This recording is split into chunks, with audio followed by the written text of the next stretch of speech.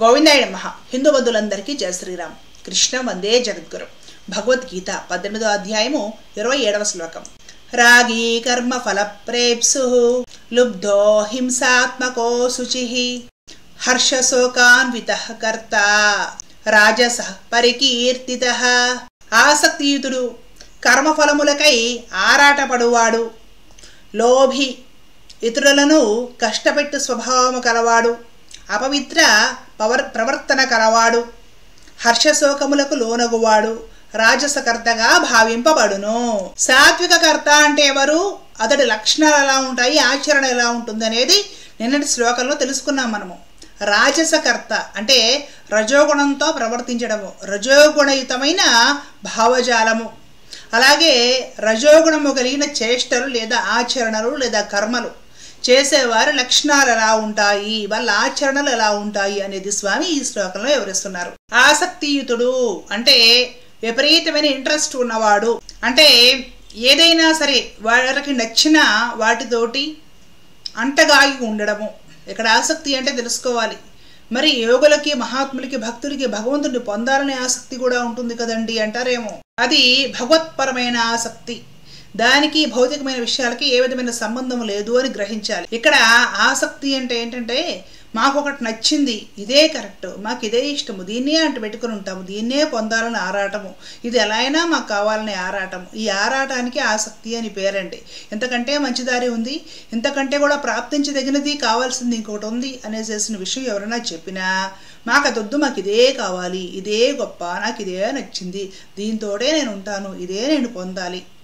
ఈ విధమైన ఆరాటానికి ఇక్కడ ఆసక్తి అని పేరుని గ్రహించాలి. ఈ విధమైన ఆరాటము రజోగుణమైన ప్రవర్తన ఉన్నవాళ్ళు, రజోగుణమైన చేష్టలు చేసే వాళ్ళకి ఉంటుందట.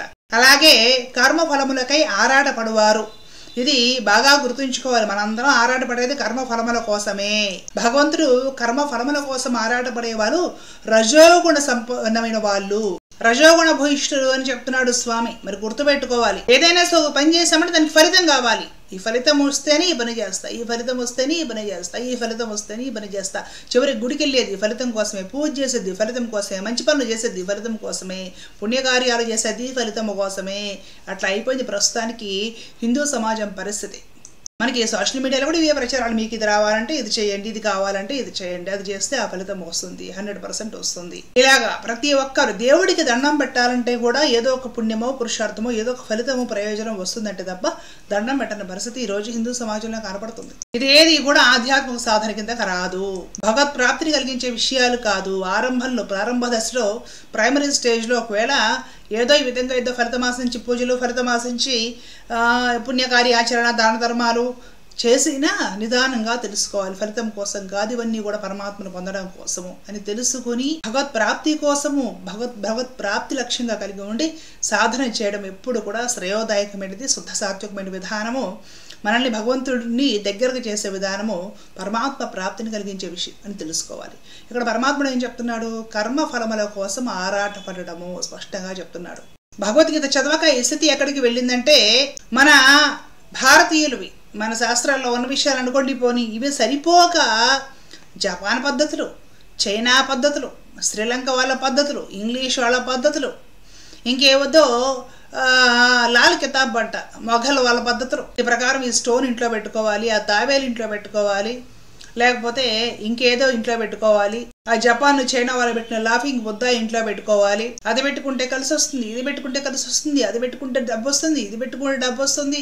ఇహ ప్రతి ఒక్క విషయానికి ప్రయోజనం, ఈ ఫలితం వస్తుంది వస్తుంది వస్తుంది. మనం ఎలా తయారయ్యామంటే ఈ ప్రయోజనం కోరి ఇది పెట్టుకున్నాం, ఆ ప్రయోజనం కోరి అది పెట్టుకున్నాం. దేవాది దేవుడు లేదా దేవతలు ఉన్నారు కదండి మనకి, మన బాబాలు ఎందుకండి అని అడిగామనుకోండి, ఆ బాబాలో కూడా శక్తి ఉంది. ఇప్పుడు అది నా కుటుంబం మీద, నా మీద ప్రసరించాలి. దేవుళ్ళు స్వయంభూ శివాలయాలు, స్వయంభూ విష్ణువాలయాలు, అత్యంత శక్తివంతమైన క్షేత్రాలు, తీర్థాలు ఉన్నాయి కదండి మనకి. మరి దర్గాల సమాధులు ఎందుకండి, వాటిలో కూడా శక్తి ఉంది. ఇప్పుడు అది మా మీద ప్రసరించాలి, మాకు అనుకున్న పనులు అయిపోవాలి. ఈ ఫలితం ఆశించి చేసే పని అంత దిక్కుమాలిన పని ఇంకోట్లేదు, అది గుర్తుపెట్టుకోవాలి. ఈ ఫలితం మీద వెంపర్లాట చివరికి మనల్ని హిందూ ధర్మంలో ఉండనివ్వకుండా భ్రష్టుల్ని చేసి, అక్కర్లేని పనులు, అతి నీచమైన పనులు, దౌర్భాగ్యమైన పనులు కూడా ఆధ్యాత్మికత ముసుగుతో మన చేత చేపించి వదిలిపెడుతుందండి. కాబట్టే పరమాత్ముడు చెప్పాడు, నువ్వు ఫలితం ఆశించి కూడా నీ ధర్మాన్ని నువ్వు చేయరా.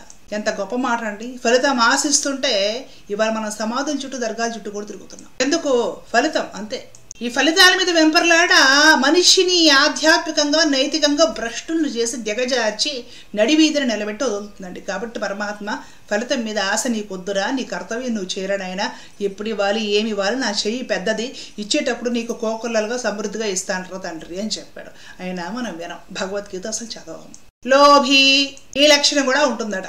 ఏమిటి? పెసనార్తనం. లోభి అంటే అంతే కదండి. ఇంకొకరికి ఇవ్వాలనిపించదు, ఇంకొకరికి పెట్టాలనిపించదు, ఇంకొకరిని చూడాలనిపించదు.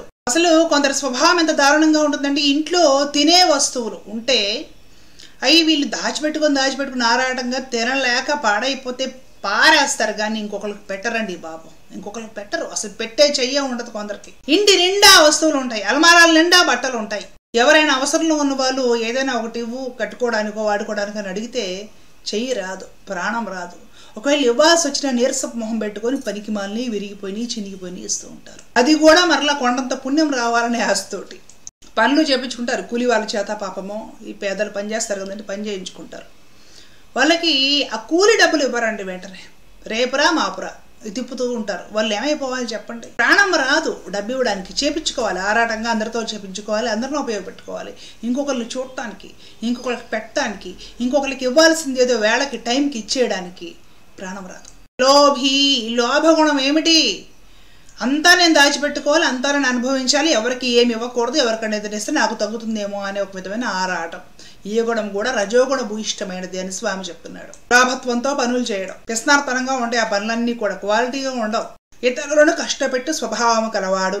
అయిన దానికి కాని దానికి ఏదో రకంగా ఎప్పుడు ఎవరో ఒకరిని ఏడిపిస్తూ ఉండాలి. ఇంకొకరు ఏడిపించకపోతే, ఇంకొకళ్ళని బాధ పెట్టకపోతే, ఇంకొకరిని ఏదో రకంగా హింస పెట్టకపోతే కొందరు మనశ్శాంతిగా నిద్రపోలేరు, మనశ్శాంతిగా భోజనం చేయలేరు, వాళ్ళకి తృప్తి కలగదు. లేదా అధర్మం అయితే అణగదొక్కడానికి కాస్త కేకలేసినా గొడవ చేసినా తప్పులేదు. అధర్మం అయినప్పుడు, అన్యాయం జరుగుతున్నప్పుడు రెండు పీగినా తప్పులేదు. వాటిని ఖచ్చితంగా ఖండించాలని చెప్పాడు. లేదంటే సమాజానికి ప్రమాదం, లోక కళ్యాణ అర్థాలు అంటూ చేయాల్సింది. కానీ అసలు ఏ తప్పు లేకపోయినా, ఏ పాపము ఎరగకపోయినా, ఏ విధంగా నీ జోలికి రాకపోయినా, వాళ్ళు పరమధర్మాత్ములే, వాళ్ళ పనులు వాళ్ళు చేసుకుంటున్నా కూడా వాళ్ళని కెలికి గొడవలు వేసుకొని ఏదో ఒక రకంగా రోజు వాళ్ళ జీవితాల్లో చిచ్చు పెట్టి వాళ్ళ బతుకులతో ఆటలాడి వాళ్ళని నాశనం చేసి, కుదిరితే వాళ్ళని భూమి మీద తలెత్తుకోనికుండా చేసి, కుదిరితే వాళ్ళని సప్త సముద్రాల అవతల ఇసిరేసి అంత శక్తి మనకుంటే అప్పుడు మనము ఆనందంగా ఉండాలి. ఇంకొకరు ఏడుపు చూసి మనం ఆనందంగా ఉండాలి. ఏమిటిది? రజోగుణ భూయిష్టమైన కర్మ. రజోగుణంతో ఇలాంటి పనులన్నీ చేస్తారు. ఈ పనులు చేసే వాళ్ళందరూ రజోగుణంతో చేస్తున్నారు. అపవిత్ర ప్రవర్తన కలవాడు. పవిత్రము కాని ప్రవర్తన. పెద్దలను గౌరవించడం తెలియదు, తల్లిదండ్రులకి గౌరవంగా ఉండడం తెలీదు, వాళ్ళని చూసుకోవడం తెలీదు, కనీసం గౌరవంగా తల్లిదండ్రులకు సమాధానం చెప్పడం తెలీదు. ఉపాధ్యాయులు కానివ్వండి, బయట ఎక్కడైనా పెద్దలు కానివ్వండి, బంధువుల్లో కానివ్వండి, కన్న తల్లిదండ్రులు కానివ్వండి, ఎవరైనా కూడా ఎదురు తిరిగి మాట్లాడాల్సిందే. నా అంతటోడు లేడు, నువ్వెంత నా ముందు. కన్న తల్లిదండ్రులు కూడా మీరు నా ముందు ఎంత అని అడుగుతారండి. వీళ్ళు సభ్యత, సంస్కారము, సదాచారము తెలీదు. ఎలా పడితే అలాగ ఉంటారు, లెక్క లేకుండా ఉంటారు, ఇష్టం వచ్చినట్టు ఉంటారు. వీళ్ళు వస్తుంటే అందరూ భయపడిపోవాలి, వీళ్ళని చూస్తే అందరూ బెదిరిపోవాలి, వీళ్ళని చూస్తుంటే అందరూ చిరాకు పడిపోవాలి. ఇంకా ఇతరులతోటి, స్త్రీలతోటి అతి జుగుప్సాకరమైన ప్రవర్తన. పరమాత్ముడు అపవిత్రమైన ప్రవర్తన అని చెప్తున్నాడు, అర్థం చేసుకోవాలి. ఇంకా ఇవన్నీ ఏంటంటే రజోగుణ భూయిష్టమైనవి, దోషభూయిష్టమైన చేష్టలు ఇవన్నీ. హర్ష శోకములకు లోనగువాడు. ఏదైనా పని అయితే, ఏదైనా సాధిస్తే అంత గొప్పవాడు లేడు, ఒకటే ఆనందం, అణుచుకోలేనంత ఆనందం. అప్పుడే పార్టీ చేసేసుకోవాలి. స్పాట్ లేదు, అర్ధరాత్రి అపరాత్రి లేదు, అప్పుడే పార్టీ చేసేసుకోవాలి. ఏదైనా జరగకూడదని జరిగితే, ఏదైనా ఫెయిల్ అయితే ఇమీడియట్గా పార్టీ చేసుకోవడానికి బారుంది, మరలా అక్కడే పోయేసేసి సీసాలు తాగి ఏడ్చుకోవాలి. ఆనందానికి బారే, విషాదానికి బారే. అది ఆనందం మీద తాగడము, ఫెయిల్ అయితే విషాదం మీద తాగడం. ఏమిటిది? దోషభూయిష్టమైన ప్రవర్తన. హర్ష శోకాలు వికారాలు అని చెప్తున్నాడు పరమాత్ముడు ఇక్కడ. పట్టరాని ఆనందము వికారమే, పట్టరాని శోకము వికారమే. మనుషులం కాబట్టి కొన్ని విషయాలకి ఏదో కాస్త ఆనందం కలగడం ఒక చిరునవ్వు, కొన్ని విషయాలకు బాధ కలిపి అయ్యో పాపని కంట్లో రెండో కన్నీరు, అంతవరకు సహజం. అంతకు మించి అతిగా ఏదైనా కొంచెం జరిగిందంటే అతిగా ఆనందించి వెంటనే స్పాట్లో పార్టీలు చేసేసుకోవాలి. ఏదైనా జరగకూడదు కొంచెం జరిగినా కూడా అతిగా ఏడ్చేసుకొని బాధపడి ఒక వారం రోజులు తాగేసి దొరలేసి అందరికీ చెప్పుకొని ఏడ్చేసుకొని ప్రపంచంలో ఎవరికి జరగని అన్యాయం నాకే జరిగిందని చెప్పుకొని ఇలా అన్నమాట. ఏంటంటే స్థిరమైన ప్రవర్తన లేదు, స్థిరమైన బుద్ధి లేదు, వీళ్ళు స్థితప్రజ్ఞులు కాదు. కాబట్టి ఈ విధమైన హర్ష శోకాది వికారాలకు లోనయ్యే వాళ్ళు ఎవరు అంటే రజోగుణ భూయిష్టమైన వాళ్ళు.